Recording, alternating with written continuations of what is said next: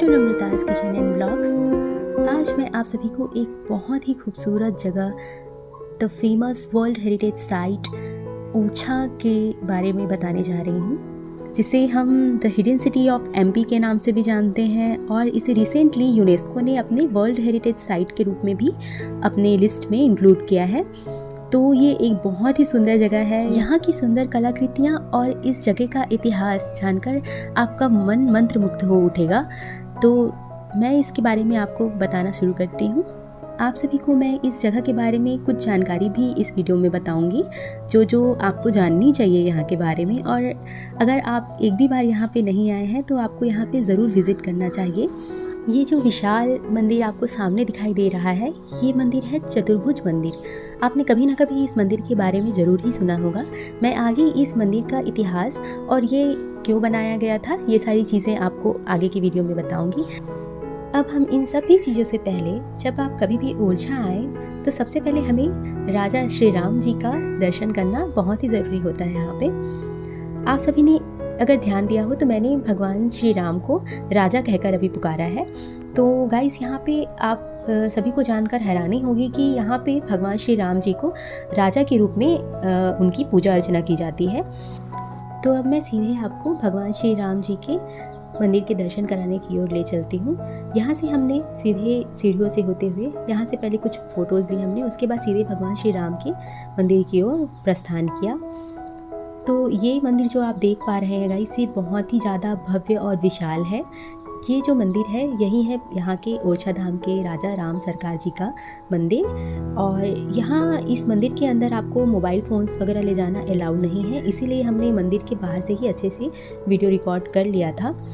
तो अगर आप ध्यान से देख पा रहे होंगे तो ये मंदिर आपको एक महलनुमा संरचना में नज़र आ रही होगी। ये मंदिर पहले ओरछा के विशाल महल का ही एक हिस्सा हुआ करती थी, लेकिन बाद में यहाँ पे भगवान श्री राम की मूर्ति स्थापना के पश्चात इसे भी मंदिर के रूप में परिवर्तित कर दिया गया है। पूरे विश्व में यह एकमात्र ऐसी जगह है जहाँ पे भगवान श्री राम किसी मंदिर में नहीं बल्कि महल में विराजित हैं। इसीलिए भी भगवान राजा राम को यहाँ पे राजा के रूप में पूजा अर्चना की जाती है।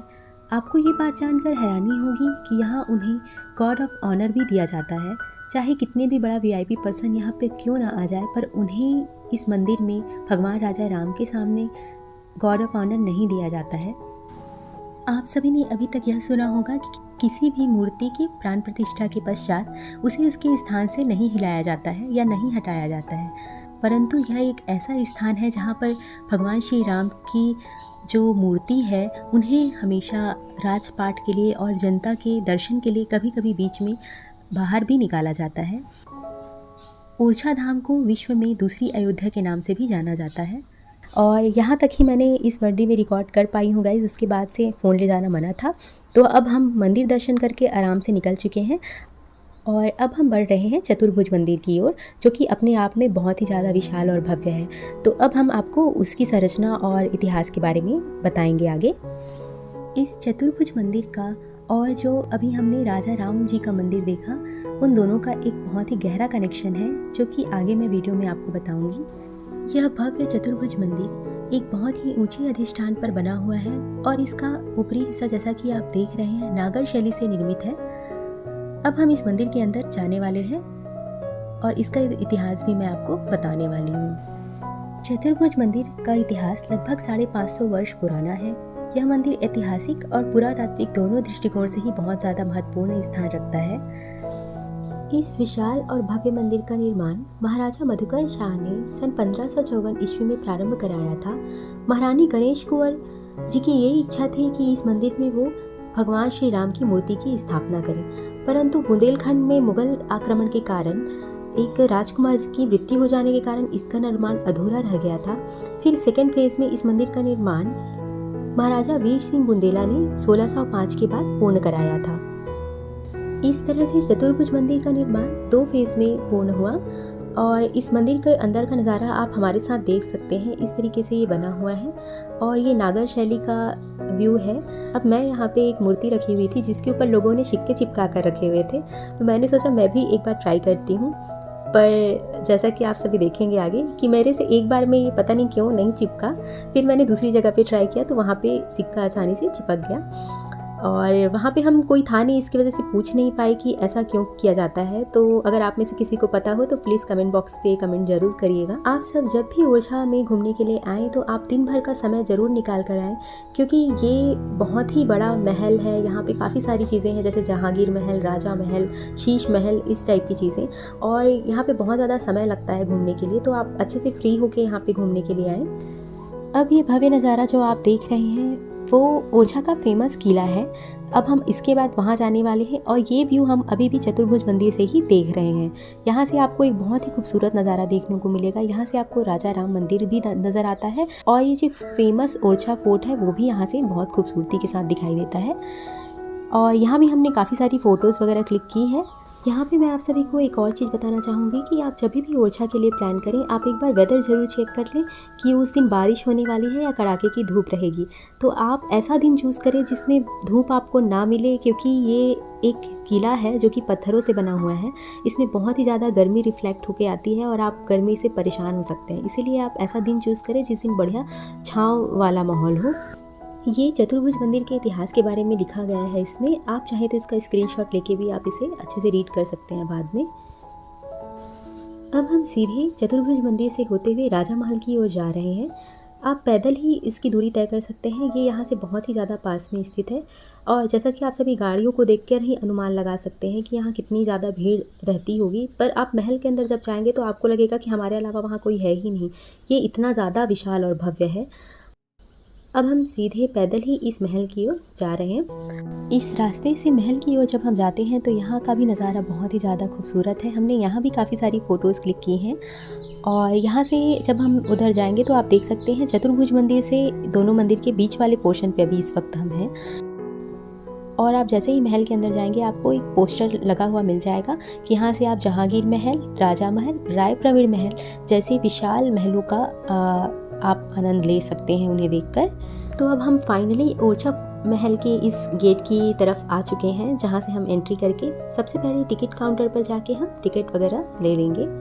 और आप सभी देख सकते हैं लगभग 500 से 600 वर्ष बाद भी इस जगह पर इस गेट की खूबसूरती ही आपको बता देगी कि ये कितनी ज़्यादा मजबूत और विशाल और अपने आप में इतिहास को संजोए हुए होगा।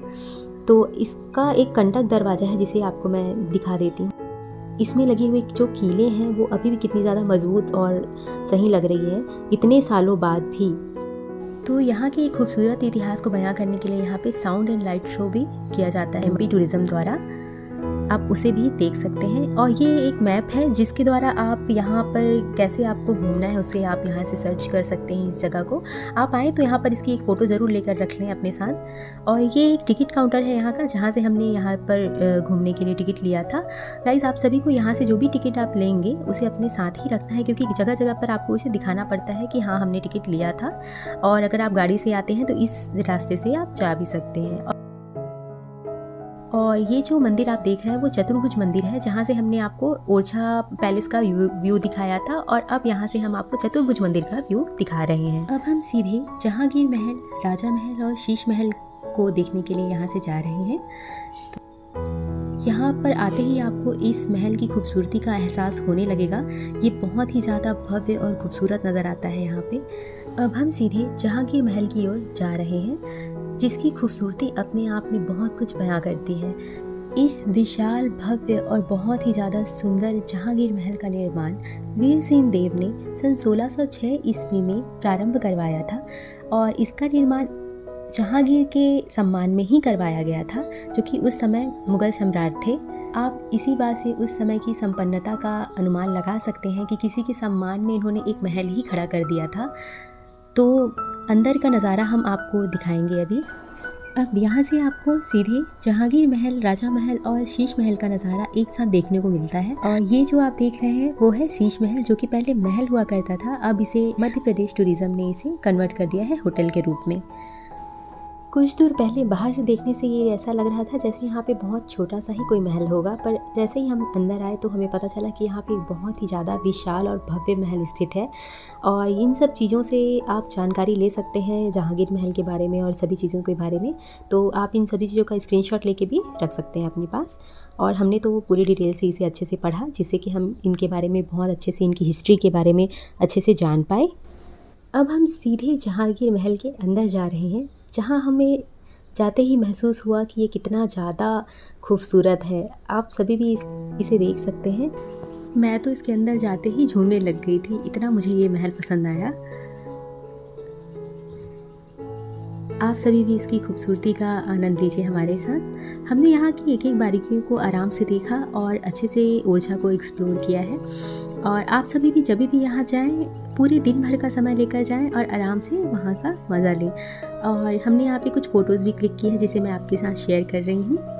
गाइज़, मैंने पूरी कोशिश की है कि ये वीडियो देखने के बाद आपको ओरछा की कोई अन्य वीडियो देखने की ज़रूरत ही ना पड़े, इसीलिए ये वीडियो थोड़ी लंबी हो रही है। आई होप आप सभी को ये वीडियो अच्छी लगेगी, और अगर अच्छी लगेगी तो प्लीज़ लाइक करना बिल्कुल भी ना भूलें। और अगर आप मेरे चैनल में पहली बार आए हैं तो मेरे चैनल को सब्सक्राइब ज़रूर कीजिएगा। तो आगे भी हम अभी और महल को एक्सप्लोर करने वाले हैं अच्छे से। आप इसकी कलाकृतियों को देखकर ही अनुमान लगा सकते हैं कि ये महल कितना ज़्यादा विशाल और भव्य है। यहाँ पे अलग अलग हाथीनुमा संरचना में, तो कहीं पद्म फूल के रूप में अलग अलग संरचनाओं में कलाकृतियाँ बनी हुई थी, जिसे हमने बहुत बारीकी से देखा। उसके बाद हम सीधे इस महल के पहले हिस्से की ओर जा रहे हैं। और इस महल में बाहर की ओर भी सीढ़ियाँ थी, पर हमने थोड़ा तंग रास्ता चूज़ किया है। जैसा कि आप देख रहे हैं, ये बहुत ही ज़्यादा सकरा रास्ता था। आप अगर यहाँ से जाएँ तो बहुत ज़्यादा आपको सावधानियाँ बरतनी पड़ेंगी, और यहाँ पे अंधेरा भी काफ़ी था। तो इन सीढ़ियों से होते हुए हम अब सीधे महल के फर्स्ट फ्लोर में पहुँच चुके हैं, जो कि बहुत ही ज़्यादा खूबसूरत है, जैसा कि आप सभी अभी देखेंगे आगे। वाह, आप सभी देख सकते हैं यहाँ से पूरा बहुत ही ज़्यादा खूबसूरत नज़ारा महल का देखने को मिलता है। अब हम यहाँ से महल की दूसरी मंजिल पर जाने वाले हैं, जहाँ से इसकी खूबसूरती का नज़ारा कुछ और ही ज़्यादा अच्छा लगता है देखने में। तो हम इस रास्ते से होते हुए जा रहे हैं सेकंड फ्लोर पर, और अब हम पहुँच चुके हैं। और यहाँ पर मैं आपको एक सीढ़ी और दिखाऊंगी, जिसका रास्ता सीधा महल की इस फ्लोर की ओर आता है। ये देखिए, ये बहुत ही ज़्यादा सकरा था। ये तो कुछ एक गुप्त रास्ता जो होता है ना, उस तरीके का नज़र आ रहा था। और अब आप यहाँ से देखिए इस महल का नज़ारा, जो कि बहुत ही ज़्यादा खूबसूरत है। यहाँ से काफ़ी सारी दूसरी महलें भी नज़र आ रही थी, और जिसके बारे में हमें उतना नॉलेज नहीं था, इसलिए मैं आपको नहीं बता पाऊँगी कि ये कौन सी महल है। और यहाँ से आप देखिए, बहुत ही खूबसूरत और बहुत ही ज़्यादा सुकून देने वाला नज़ारा था ये, क्योंकि हम वहाँ जाते ही बहुत ज़्यादा थक जाते हैं इतनी सारी जगहों को घूमने से। तो इस जगह पे आपको बहुत ही ज़्यादा सुकून मिलेगा आने से। आप इस महल की कलाकृतियाँ भी देख सकते हैं, कितनी खूबसूरत बनी हुई हैं ये सारी चीज़ें। इस जगह में स्थित ये खूबसूरत वादियाँ और इस महल की कलाकृतियों को देखते ही आपको एहसास होगा कि ये महल क्यों वर्ल्ड हेरिटेज साइट के रूप में घोषित किया गया होगा। ये बहुत ही ज़्यादा खूबसूरत है, और यहाँ के नज़ारे भी बहुत ही ज़्यादा अच्छे हैं। हमें यहाँ पे घूम के बहुत ही ज़्यादा सुकून मिला। हमने महल के इसी हिस्से पर बहुत सारा समय अपना बिताया, क्योंकि यहाँ पे बहुत ज़्यादा ठंडी हवा चल रही थी, जो बहुत ही ज़्यादा सुकून देने वाली थी। और ये जो आप देख रहे हैं ना, ये मेरा छोटा भाई है। ये भी यहाँ पे बहुत एंजॉय किया, यहाँ ये घूमने आया हुआ था। तो हमने भी यहाँ बैठकर काफ़ी टाइम बिताया है। बहुत अच्छे से ठंडी हवा चल रही थी, बातें की हमने, अच्छे से आराम किया। यहाँ पे हमें बहुत ही ज़्यादा अच्छा लगा। और अभी मैं आपको एक और नज़ारा दिखा रही हूँ। आप देख रहे हैं ना, ये जो जहाँ पे हम बैठे हुए हैं, उसी तरीके का यहाँ पे बहुत सारा बना हुआ था लाइन से इस महल में। मेरा भाई बैठा हुआ है वहाँ पे, मैंने उसे आवाज़ भी लगाया, लेकिन वो नहीं सुन पाया, उस तक मेरी आवाज़ नहीं गई। पर हमने यहाँ पे बहुत सुकून के पल बिताए, कुछ देर के लिए ही सही। फिर उसके बाद हम आगे बढ़ गए आगे के महल को देखने के लिए। इस महल के कोने कोने में खूबसूरती का नज़ारा देखने को मिलेगा आपको। हम सब इस समय बहुत ज़्यादा थक चुके थे, लेकिन यहाँ पे आपको थकान महसूस नहीं होगी। अब मैं यहाँ से भी आपको महल के नज़ारे दिखाती हूँ। आप सभी को भी लग ही रहा होगा कि ये महल तो बाहर से बहुत छोटा लग रहा था, पर अब अंदर आते आते कितना विशाल और भव्य होते जा रहा है। तो यही इस महल की खासियत है। इस महल में घूमते वक्त हमने ये देखा कि ये खूबसूरत तो है ही, उसके साथ उस ज़माने में भी इसमें सारी सुविधाएं मौजूद थी। जैसा कि आप ये ड्रेनेज सिस्टम यहाँ पर देख पा रहे होंगे, इसे भी उन्होंने पत्थरों से ही निर्मित किया था। अब हम यहाँ से भी आगे की ओर बढ़ रहे हैं। यहाँ का भी नज़ारा देखते वक्त हमारी नज़रें ठहर सी जा रही थी। बहुत ही खूबसूरत नज़ारे थे ये सब। अब हम सीधे राजा महल की ओर जा रहे हैं। अब यहाँ से आपको सीधे चतुर्भुज मंदिर का दर्शन यहाँ से हो सकता है। उसके बाद जो नीचे ग्रास नज़र आ रही है वहाँ पर है शीश महल, और सामने वाला पोर्शन है जहांगीर महल का, जहाँ से हम इसे देख पा रहे हैं। यहाँ पर निर्मित सभी महलों की एक प्रमुख खासियत यही है कि यहाँ से आप किसी एक महल से दूसरे महल का नज़ारा देख सकते हैं आसानी से। राजा महल में जाने से पहले जैसे ही हम महल से नीचे आए तब हमने देखा कि यहाँ पे एक खूबसूरत हाथी की कलाकृति बनी हुई है, जो कि एक पत्थर से निर्मित है। बहुत ही सुंदर है ये, और आपको ये देख के आश्चर्य होगा कि सभी जो हाथी महल के चारों तरफ बने हुए हैं उनकी संरचना, आकार और आकृति सभी एंगल से बिल्कुल सेम था, जो कि बहुत ही खूबसूरत लग रहा था देखने में। राजा महल के इतिहास के बारे में अगर हम बात करें तो इसकी नींव जो है वो राजा रुद्र प्रताप ने सन 1531 ईस्वी में रखी थी, परंतु उन्होंने इसे पूर्ण नहीं कराया। उसे पूर्ण इनके ज्येष्ठ पुत्र भारती चंद्र ने कराया, और महाराजा मधुकर शाह ने भी इसमें कुछ परिवर्तन वगैरह करवाया था आगे चलकर। अब हम राजा महल के अंदर आ चुके हैं। यहाँ पर हमें कुछ इस तरीके का नज़ारा देखने को मिलता है। ये महल देखने में नीचे से तो कुछ पुराना सा नज़र आता है। इस जगह से हमने यहाँ पर एंट्री की है। अब यहाँ से हम ऊपर की ओर जा रहे हैं इसके फर्स्ट फ्लोर पे, कि यहाँ के फर्स्ट फ्लोर से इसका नज़ारा है इस महल का। फर्स्ट फ्लोर में आते ही आपको लगेगा कि कुछ अलग ही है, नीचे से तो कुछ खास नहीं लगता, पर फर्स्ट फ्लोर में आते ही इसकी खूबसूरती थोड़ी सी बढ़ती हुई नज़र आती है। और इसके बाद हम सेकंड फ्लोर में जा रहे हैं, तो आप यहाँ से ही देख सकते हैं यहाँ का नज़ारा बहुत ही ज़्यादा खूबसूरत है। अब आप जो ये देख रहे हैं वो जहांगीर महल है, जिसका व्यू राजा महल से दिखाई दे रहा है।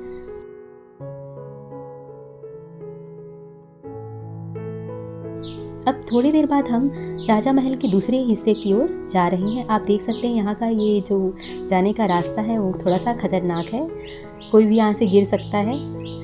मैं तो बहुत आराम से यहाँ से मैं गई हूँ, आप लोगों को दिखाने के लिए मैंने इसे रिकॉर्ड भी किया है।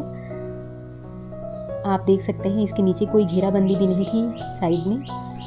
अब मुझे यहाँ से आगे जाते नहीं बन रहा था, इसीलिए मैंने रिकॉर्डिंग को बंद कर दिया था। अब मैं आपको वहाँ पे जाके इसका नज़ारा दिखा रही हूँ। अलग अलग व्यू, अलग अलग नज़ारे आपको यहाँ पे देखने को मिलेंगे, और अभी सबसे खूबसूरत नज़ारा इस महल का अभी देखने को बाकी है। अब बस हम अपने फाइनल डेस्टिनेशन पे पहुँचने वाले हैं, जहाँ ये राजा महल से संपूर्ण ओरछा का दृश्य देखा जा सकता है। और इसकी खूबसूरती के बारे में मैं आपको क्या बताऊँ। आप जैसे ही यहाँ चढ़ेंगे इस के 3rd to 4th फ्लोर पे आपको अलग अलग व्यू देखने को मिलेंगे, जैसे कि सभी महलों का व्यू एक साथ देखने को मिलेगा। खूबसूरत जंगल का नज़ारा आपको देखने को मिलेगा, ठंडी हवाएं यहाँ से चलती हैं। पर यहाँ एक जगह से दूसरी जगह पे जाने के जो रास्ता बना हुआ था बहुत ही ज़्यादा पतले और सकरे हैं। हो सकता है इधर केवल सैनिकों का आना जाना रहा हो इस महल की सुरक्षा के लिए। सो गाइस, फाइनली अब जो ये आप नज़ारा देख रहे हैं ओरछा का, ये यहाँ का एक फाइनल व्यू है, जहाँ पर आते ही आपको यहाँ के सुंदर घनघोर जंगल भी नज़र आएंगे, जिसमें ओरछा का ये महल लगभग छिपा हुआ सा प्रतीत होता है। ओरछा का शाब्दिक अर्थ ही होता है छिपा हुआ, इसी कारण इसका नाम ओरछा पड़ा है। आप देख सकते हैं यहाँ का नज़ारा बहुत ही ज़्यादा खूबसूरत है, तो आप देख सकते हैं कितना अच्छा नज़ारा है यहाँ पर। और ये इस महल का सबसे ऊपरी हिस्से का नज़ारा है, राजा महल का। हमने यहाँ भी रुककर कुछ देर आराम किया और बहुत सारी फ़ोटोज़ क्लिक की यहाँ पर भी, जिसे मैं आपके साथ शेयर कर रही हूँ।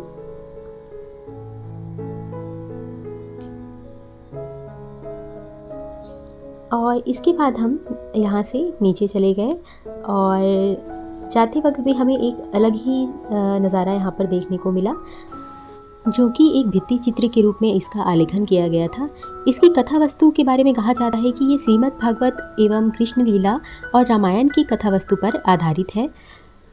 उसके बाद हम सब बहुत ज़्यादा थक चुके थे, इसीलिए हम रिफ़्रेशमेंट के लिए यहाँ का जो शीश महल है, जिसे अब रेस्टोरेंट होटल के रूप में कन्वर्ट कर दिया गया है, हम वहाँ पर गए और हमने कुछ स्नैक्स वगैरह ऑर्डर किए, कॉफ़ी पी वहाँ पर। और वहाँ से, क्योंकि हमें जल्दी घर निकलना था, इसलिए हम वहाँ से जल्दी से निकल गए। ये उसके अंदर का कुछ व्यू है, यहाँ से भी जो महलें हैं वो नज़र आती हैं। और अब हम सीधे आ गए मार्केट प्लेस पर, जहाँ पर हमने काफ़ी कुछ देखा। यहाँ से रिलेटेड कहानियों की बुक्स वगैरह भी यहाँ पे अवेलेबल हैं, आप चाहे तो उसे भी ख़रीद सकते हैं। और हमने तो यहाँ कुछ ज़्यादा कुछ शॉपिंग नहीं की, पर मैंने अपने लड्डू गोपाल के लिए 2 कपड़े ख़रीदे और एक मिट्टी के बर्तन की कढ़ाई ली मैंने, जो कि बहुत अच्छी होती है हेल्थ के लिए। तो ये वाली कढ़ाई हमने ली है, इसके लिए अभी हम उसका प्राइस वगैरह पूछ रहे थे। इसके बाद सीधे हम मार्केट से ही होते हुए अपने घर को निकल गए। तो गाइज़, आप सभी को आज का ये वीडियो आई होप अच्छा लगा होगा, और अगर अच्छा लगा हो तो प्लीज़ लाइक करना बिल्कुल भी ना भूलें, और मेरे चैनल में पहली बार आए हैं तो आप मेरे चैनल को सब्सक्राइब ज़रूर करें। Thank you so much guys.